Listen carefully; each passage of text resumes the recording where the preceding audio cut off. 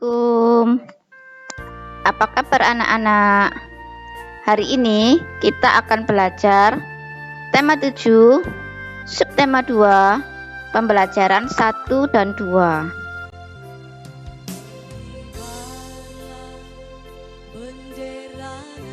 Apa yang akan kita pelajari hari ini?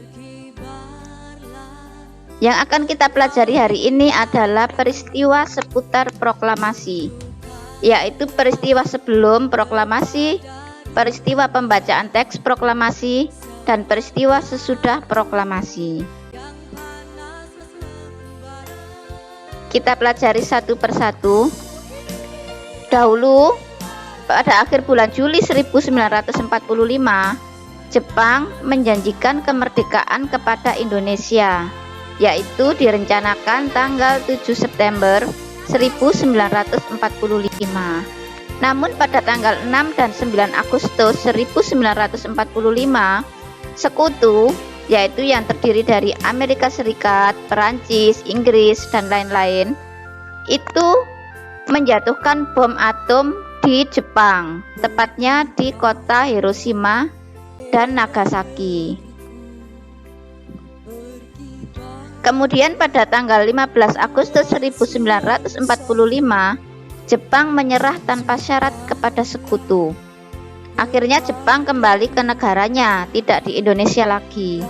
Sehingga terjadi kekosongan pemerintahan di Indonesia. Belandanya belum kembali ke Indonesia dan Jepangnya sudah pulang. Sehingga di Indonesia tidak ada penjajah saat itu.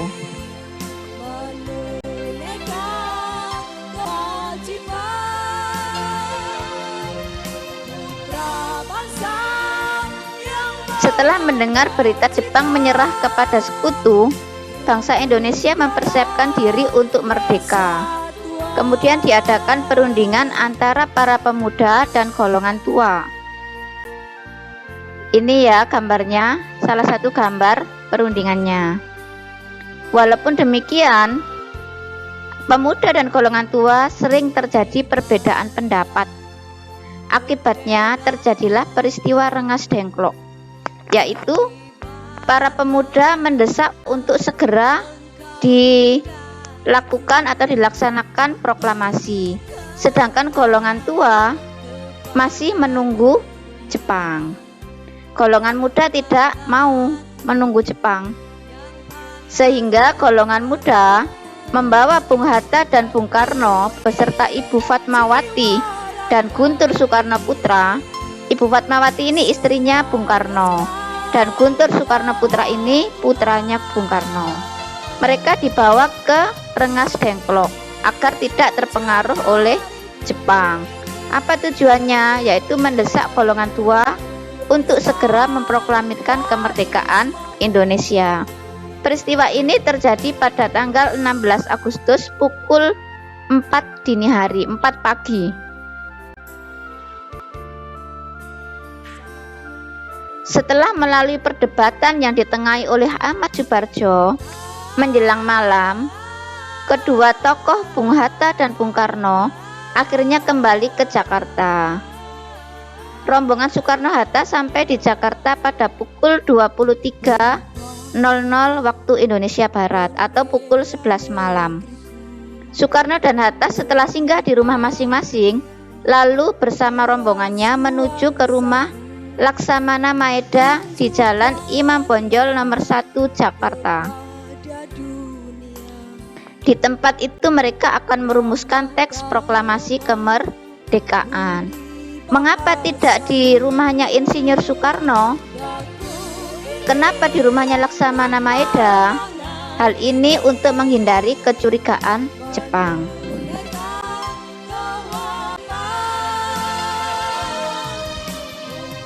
Perumusan teks proklamasi baru selesai pukul 4 dini hari tanggal 17 Agustus 1945. Kemudian disepakati bahwa yang akan membacakan di halaman rumah Insinyur Soekarno di Jalan Pegangsaan Timur nomor 56 Jakarta pada pukul 10.00 waktu Indonesia Barat. Sebelumnya direncanakan bahwa teks proklamasi akan dibacakan di lapangan Ikada. Namun di lapangan Ikada ternyata sudah ada tentara Jepang, sehingga pembacaan teks proklamasi dialihkan ke rumah Insinyur Soekarno.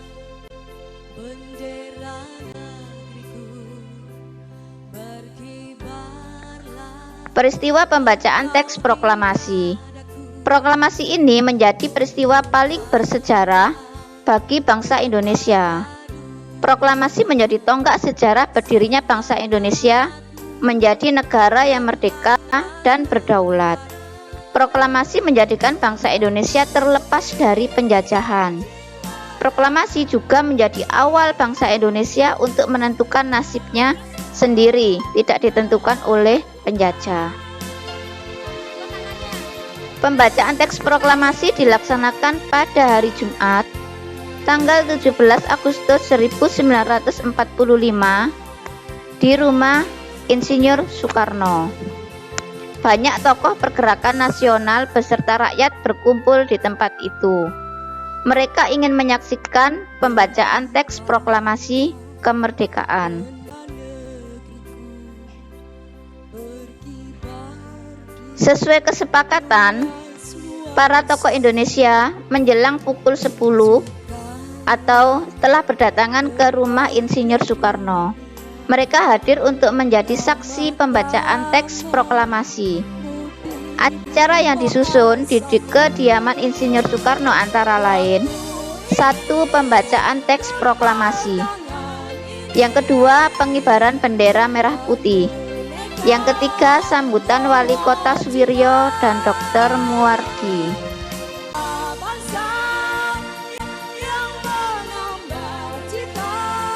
Upacara proklamasi kemerdekaan berlangsung tanpa protokol. Jadi tidak seperti kalian upacara bendera itu ya, ada tata acaranya. Ini karena mendadak. Latif Hendraningrat ini yang nanti akan mengibarkan bendera merah putih, memberi aba-aba siap kepada semua barisan pemuda. Semua yang hadir berdiri tegak dengan sikap sempurna. Suasana menjadi sangat hening. Insinyur Soekarno dan DRS Muhammad Hatta dipersilahkan maju,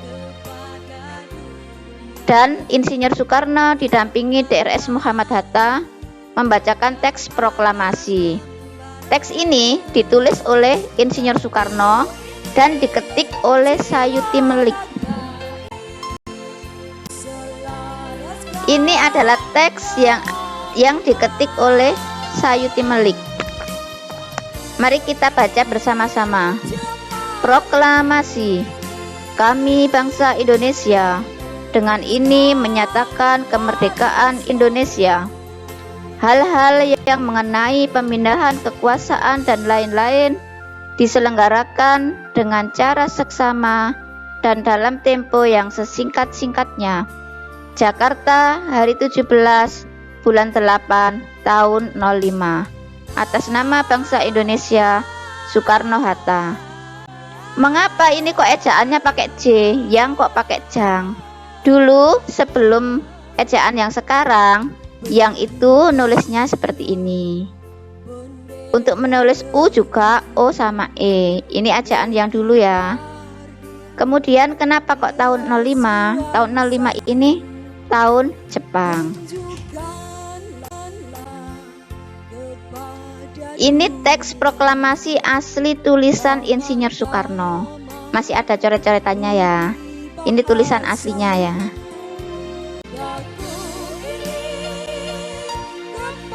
Ini salah satu foto pembacaan teks proklamasi. Ini Insinyur Soekarno, ini DRS Muhammad Hatta. Peristiwa sesudah proklamasi kemerdekaan, yang pertama adalah penyebaran berita proklamasi kemerdekaan. Berita ini harus disebarkan agar rakyat tahu. Bagaimana cara menyebarkannya? Para pemuda menyebarkan berita proklamasi melalui berbagai cara, antara lain menyebar pamflet, mengadakan pertemuan dan menulis pada tembok-tembok. Sedangkan wartawan kantor berita Damai, sekarang kantor berita Antara, yaitu Syahrudin, berhasil menyelundupkan teks proklamasi dan diterima oleh kepala bagian radio. Teks proklamasi tersebut kemudian diberikan ke Fwus untuk segera disiarkan melalui radio. Jadi rakyat yang ada di pelosok-pelosok bisa mendengarkan melalui radio. Berita proklamasi kemerdekaan juga disebarkan melalui surat kabar. Di antaranya adalah harian Suara Asia. Kemudian pihak pemerintah Republik Indonesia juga menugaskan para gubernur yang telah dilantik pada 2 September 1945 untuk menyebarkan berita proklamasi kemerdekaan Indonesia di wilayahnya. Selain penyebaran berita proklamasi, ada sambutan rakyat di berbagai daerah terhadap proklamasi kemerdekaan Indonesia. Di antaranya adalah rapat raksasa di lapangan Ikada, yaitu lapangan Ikatan Atletik Jakarta, pada tanggal 19 September 1945 menyambut kemerdekaan. Setelah proklamasi dibacakan, bukan berarti Indonesia bebas dari penjajahan. Sekutu bersama Belanda masih datang ke Indonesia. Oleh karena itu, timbullah cara-cara atau usaha-usaha untuk menegakkan kedaulatan dari berbagai daerah. Misalnya di Yogyakarta, Semarang, Surabaya, Aceh, Bali, dan kota-kota yang lain. Mereka semua ingin mempertahankan Republik Indonesia. Tugas kalian hari ini menjawab pertanyaan dalam bentuk peta pikiran yang terdapat pada buku paket tema 7 halaman 92 hingga 93. Nomor 1 dan nomor 2 ya. Sekarang saya bahas tugas matematika yang kemarin. Ini untuk anak yang lahir bulan Maret, itu ada 3 anak. 3/36 kali 360, 30 derajat. Ini pekerjaan temanmu ya. Kemudian bulan Mei 60 derajat, bulan Juni 180 derajat, dan bulan Agustus 90 derajat. Kalau di total 360 derajat. Ini gambarnya. 180 derajat itu setengah lingkaran, sedangkan 90 derajat itu seperempat lingkaran.